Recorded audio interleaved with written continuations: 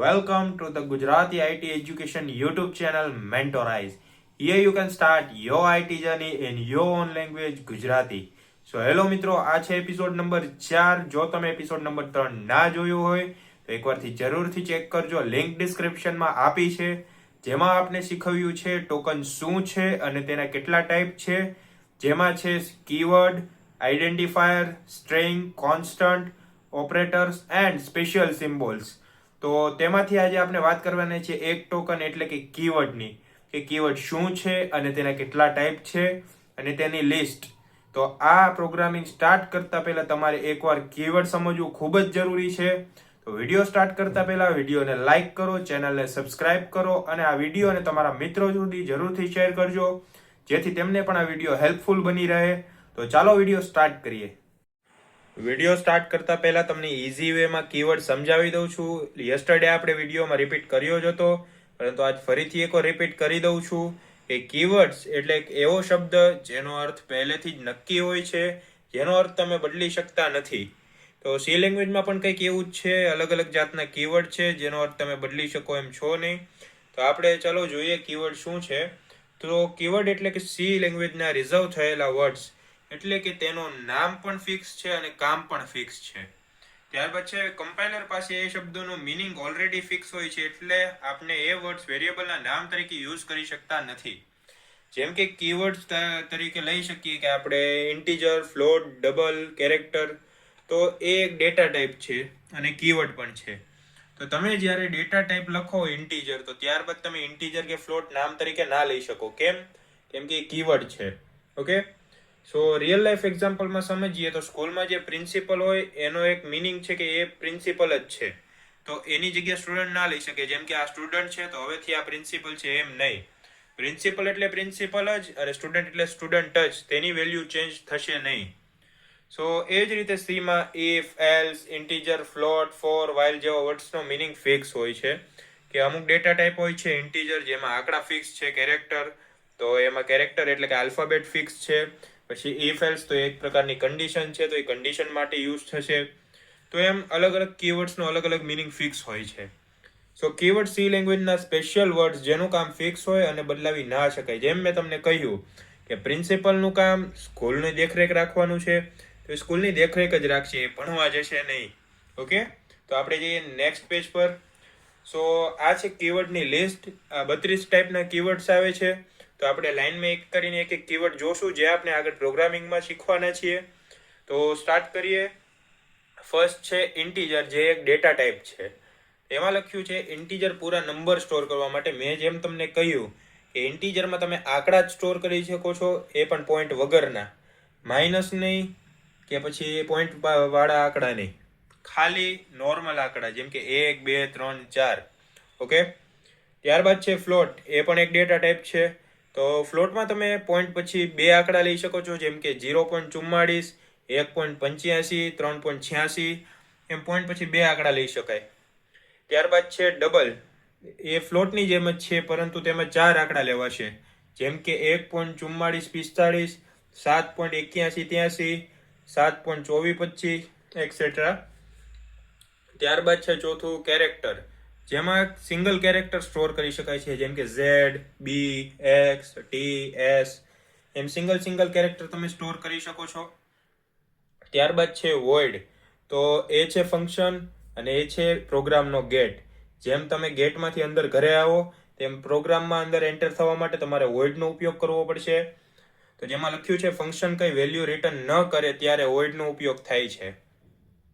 હવે છે condition, if અને એલ્સ. અહીં ઇફ ને એલ્સ નો મતલબ હું તમને ટૂંકમાં સમજાવી દઉં કે જો તમારા પપ્પાને તમે એમ કીધું કે મારે રમકડું લેવું છે, તો પપ્પા શું કહેશે, 90% લાય તો રમકડું લઈ દઉં. એટલે કઈ situation? If marks is greater than 90 then purchase toy. So જેમ 6 નંબરની કન્ડિશન છે ઇફ, જો 90% આવશે તો રમકડા લઈ દઈશ.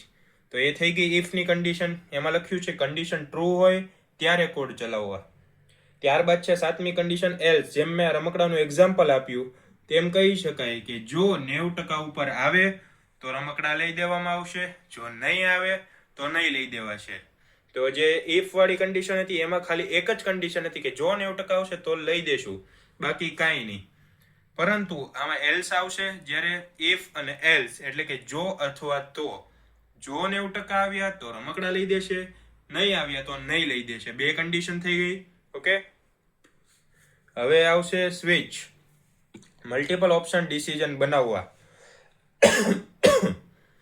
જેમાં છે મલ્ટિપલ ડિસિઝન બનાવવા કે સ્વિચ કેસ એક એવી વસ્તુ છે કે તમે કેલ્ક્યુલેટર યુઝ કરતા હશો, તો તેમાં છે કે ઇન્ટીજર a લીધો અને ઇન્ટીજર 2 લીધો. તો એમાં તમે જોઈ શકો છો કે a છે એની વેલ્યુ 7 છે, b ની વેલ્યુ 0 છે. તો હવે તમે કેલ્ક્યુલેટરમાં કરશો 7 × 0 એટલે 0 થશે.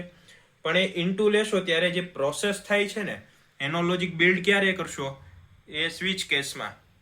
ઓકે, કે સ્વિચ કેસમાં તમારે પર્ટિક્યુલર મલ્ટિપ્લિકેશન જોઈએ છે, એડિશન જોઈએ છે કે સબસ્ટ્રેક્શન જોઈએ છે, એ તમારે સિલેક્ટ કરવાનું હોય છે.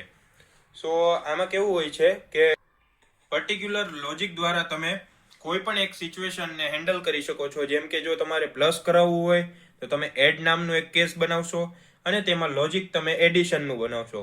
તો integer a addition integer b, તો એ લોજિક પરફોર્મ થશે એટલે બંનેનો સરવાળો થશે. તો આમાં તમે એક એવી કન્ડિશન સેટ કરી શકો કે મારે આ કન્ડિશન જોઈએ છે તો એનું લોજિક બિલ્ડ થાય. ઓકે, તો વધીએ નેક્સ્ટ લિસ્ટ તરફ. હવે છે કેસ. જેમ કે મેં તમને કીધું કે સ્વિચ કેસ, કે જેમાં તમે કેસ બનાવી શકો, એની અંદર તમારું લોજિક બિલ્ડ કરી શકો અને કન્ડિશન નાખી શકો. એમાં લખ્યું છે સ્વિચના ઓપ્શન ડિફાઇન કરવા માટે. જેમ મેં તમને કહ્યું કે તેમાં અલગ અલગ ઓપ્શન આવે છે, તો તેને તમે ડિફાઇન કરી શકો છો. ત્યારબાદ છે ડિફોલ્ટ. સ્વિચમાં ફોલબેક ઓપ્શન. ડિફોલ્ટ એટલે કે કેવી વસ્તુ કે ભાઈ તમે 10 ઓપ્શન આપ્યા કે ભાઈ તમારે મલ્ટિપ્લિકેશન કરવું છે, ડિવિઝન કરવું છે, મોડ્યુલો કરવું છે, સબસ્ટ્રેક્શન કરવું છે, એડિશન કરવું છે, અથવા કોઈ પણ અલગ જાતનું, પણ તેમાંથી એક પણ કન્ડિશન તમારે જોતી નથી અથવા તમારે સિલેક્ટ કરવી નથી, તો આખરે તમને એક ડિફોલ્ટ ઓપ્શન આપશે કે ભાઈ કાંઈ નહીં તો છેલ્લે આ વસ્તુ. એટલે કે તમારી પાસે હવે કોઈ ઓપ્શન નથી, તો તમે ડાયરેક્ટ કન્ડિશનમાંથી બહાર નીકળી જશો અને લાસ્ટ કન્ડિશનમાં પહોંચી જશો. ત્યારબાદ છે ફોર. ફોર એ એક પ્રકારની લૂપ છે જેમાં કે તમે કન્ડિશન આપશો કે ભાઈ અત્યારે i ની વેલ્યુ 0 છે અને જ્યાં સુધી એની વેલ્યુ 10 નો થાય ત્યાં સુધી એને એક એક પોઈન્ટથી વધારતા જાજો. ઓકે, ત્યારબાદ છે while અને do. સો આ પણ એક પ્રકારની લૂપ જ છે. do while અને for એ 3 લૂપ છે જેનું કામ એક જ છે, ખાલી સિન્ટેક્સમાં ફેર છે. ત્યારબાદ છે 14મા નંબરમાં બ્રેક, કે જે સ્વિચ કેસ હોય છે અથવા કોઈ પણ પ્રકારનો તમે પ્રોગ્રામ લખો તો ત્યાં તમારી કન્ડિશન જ્યારે ટ્રુ થાય છે ત્યારે એ પ્રોગ્રામ ત્યાંથી જ બ્રેક થઈ જાય છે, આગળ વધતો નથી, વધારે એક્ઝિક્યુશન કરતો નથી. ઓકે, ત્યારબાદ છે 15 નંબરમાં કન્ટિન્યુ, કે તમે કોઈ સિચ્યુએશન બ્રેક કરી અને ત્યારબાદ જો તમે નવી કન્ડિશન જ્યારે આપતા હોય તો તમે કન્ટિન્યુનો ઉપયોગ કરીને તે જ્યાંથી બ્રેક થયું છે ત્યાંથી કન્ટિન્યુ કરી શકો છો. અને ત્યારબાદ છે ગો ટુ, કે તમારે કોઈ પણ સર્ચિંગ વગર જે તમારે રિઝલ્ટ જોતું છે તેના તરફ ડાયરેક્ટ તમે જમ્પ કરી શકો છો. જેમ કે તમને આપ્યું હોય કે રિઝલ્ટ છે તો એમાં મારે માર્ક્સ નથી જોવા, ડાયરેક્ટ ટકાવારી જોવી છે, તો તમે તેમાં ક્યાં જશો? પર્સેન્ટેજ ઉપર. ડાયરેક્ટ પર્સેન્ટેજ ઉપર ક્લિક કરશો એટલે તમને ડાયરેક્ટ એ પર્સેન્ટેજ જ બતાવશે, કોઈ માર્ક્સ નહીં બતાવે. ઓકે, તો જઈએ નેક્સ્ટ પેજ ઉપર. હવે છે રિટર્ન. ફંક્શનમાંથી વેલ્યુ પાછી મોકલવા, કે જ્યારે તમે પ્રોગ્રામ લખો તો એમાં તમે 10 અલગ અલગ જાતની વસ્તુઓ લખશો, કે માર્ક્સ લખશો, રિઝલ્ટ, પર્સન્ટેજ એક્સેટ્રા ઘણું લખશો, પણ તમારે શું પરિણામ જોઈએ છે એ તમે નહીં લખ્યું હોય તો કમ્પાઇલર પણ કન્ફ્યુઝ થઈ જશે. તો આ રિટર્ન એક એવી વસ્તુ છે કે ભાઈ તમે રિટર્નમાં લખી દો કે તમારે રિટર્ન ઇન્ટીજર માર્ક્સ જ જોતા છે, તો કોઈ પણ પરિણામ આવશે તમને ખાલી માર્ક્સ જ બતાવશે. અથવા તમે રિટર્નમાં લખશો પર્સેન્ટેજ તો એ તમને પર્સેન્ટેજ જ બતાવશે, બધું નહીં બતાવે. ઓકે, તો એમાં લખ્યું છે સાઇઝ ઓફ.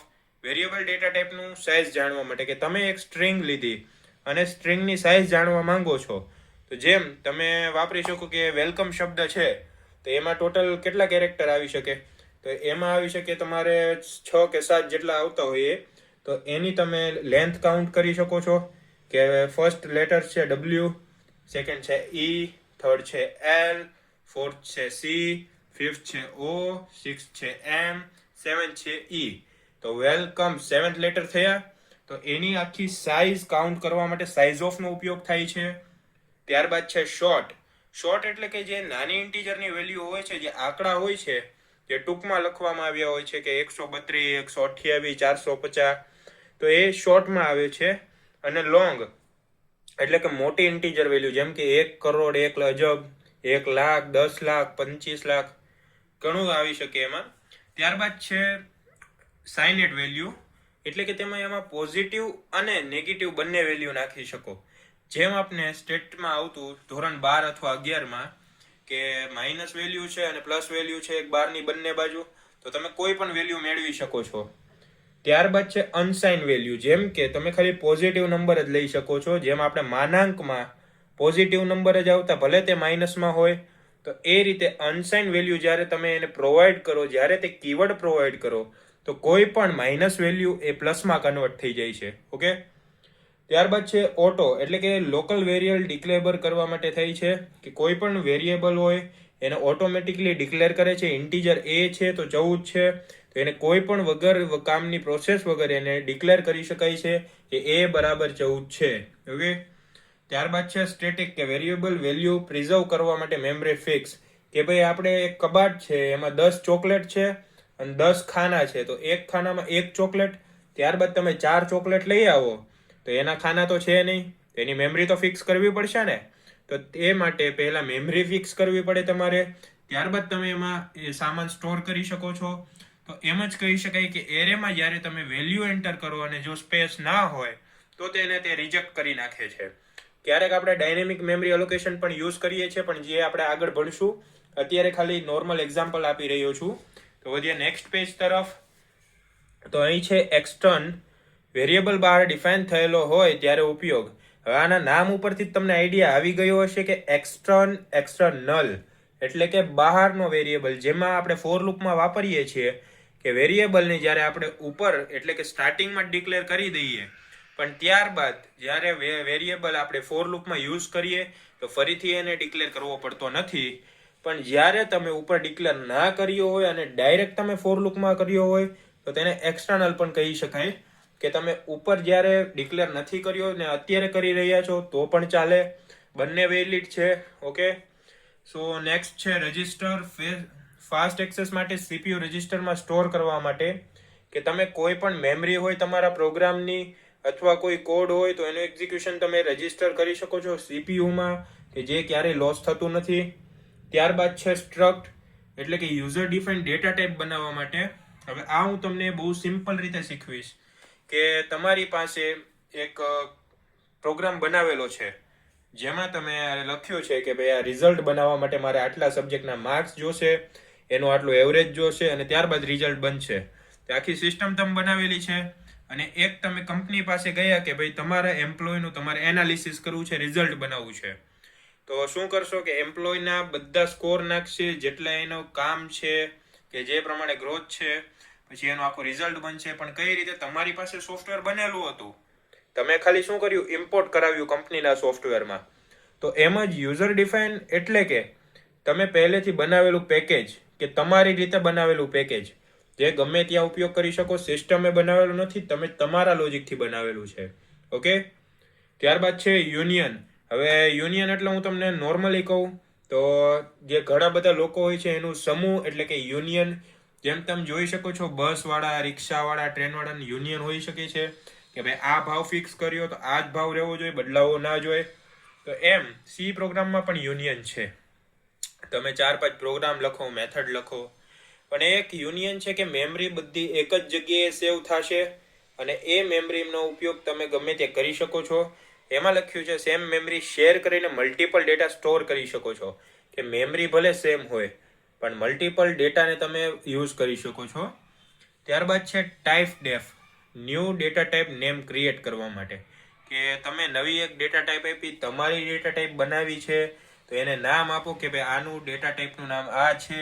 પછી જ્યારે પણ તમે એને યુઝ કરશો ત્યારે એનો મિનિંગ પહેલેથી તમે ફિક્સ કરીને રાખ્યું હશે, એટલે મિનિંગ અને વર્ક તમારા એકોર્ડિંગ થશે, એમાં કોઈ પણ ચેન્જીસ થશે નહીં. ઓકે.